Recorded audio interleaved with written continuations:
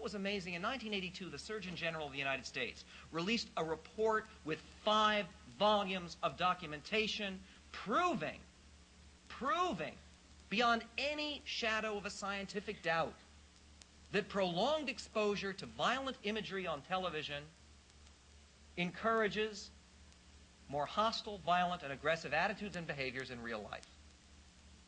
ABC TV responded officially to that report by saying, "Unfortunately, we have no conclusive scientific evidence that televised imagery impacts real-world behavior in any way," unquote.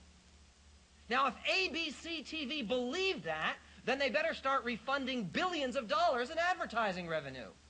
Because if televised imagery doesn't affect people's behavior, what are they doing selling ad time? Ted Bundy, who murdered 38 women, made this startling confession before his execution. There is loose in their towns and their communities people like me today whose dangerous impulses are being fueled day in and day out by violence in the media in its various forms, particularly sexualized violence. And what scares me, and let's come into the present now, because what I'm talking about happened 20, 30 years ago, that is, in my formative stages.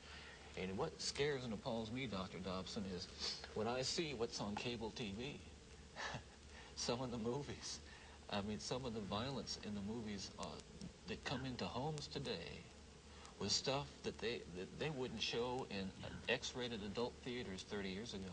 This stuff... The slasher movies that you're talking about.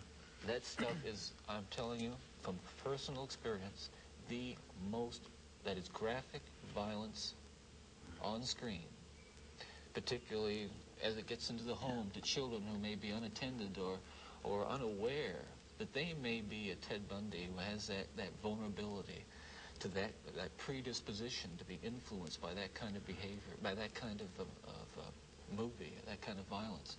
There are kids sitting out there switching the TV dial around and come upon these movies late at night, or I don't know when they're on, but they're on and any kid can watch them.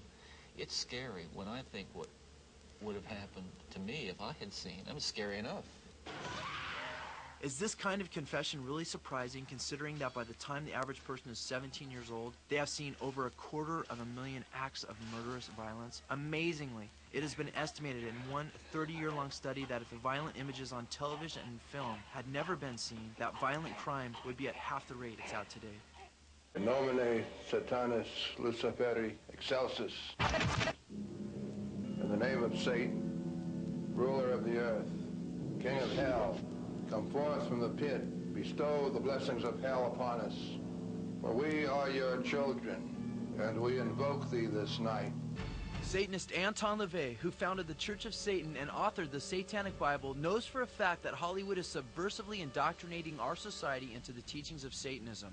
LaVey states, "Many of you have already read my writings identifying TV as the new God. There's a little thing I neglected to mention up until now.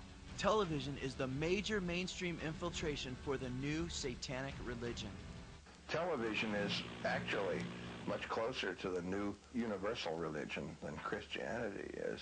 If the gods or the priests, the high priests of television, want to overnight, and it serves their purposes, they can or could eliminate Christianity as we know it. And the influence of television is certainly far, far greater than the influence of traditional Christianity. This callous attitude and smug complacency is eerily reminiscent of a time, 2,000 years ago, when the intolerant Roman Emperor Nero brutalized the followers of Christ by clothing them in sheepskins and then throwing them to the lions amidst the mob's delighted screams at the Roman Colosseum.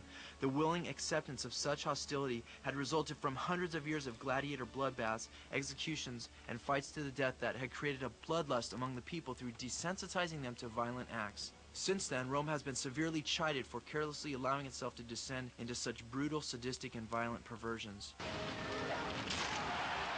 However, 2,000 years later, the graphically violent motion picture Gladiator, which centers around the perversity of the Roman games, wins the Best Picture award at the Academy Awards, while hundreds of millions of spectators give a hearty nod of approval. Is it altogether plausible that we are headed back to the blood-filled arenas of historic Rome? Just as there was a propensity for violence in Noah's days, so there is in ours. Jesus declared that when he returns, it would be as it was in the days of Noah. Just as Rome went through gradual phases which transformed it into a culture of violence where putting Christians to death became a joyous sport, so the entertainment industry is progressing our impressionable society through these same phases which are transforming us as well. The old saying that those who fail to learn from history are destined to repeat it holds true. We are on a modern-day cultural collision course with this fact. The screenwriter for Gladiator, David Franzoni, understands that we are headed back in time to Rome's blood-soaked arenas. He states, the Colosseum was a machine too. Everyone who died was chopped up. Prostitutes plied their trade in the audience during the most brutal sections of the entertainment because that's when the Romans were most aroused. It's us tomorrow. We will get there. What we think of now as the excesses of the Roman circuses, where in the end hundreds of thousands of people died, didn't start that way.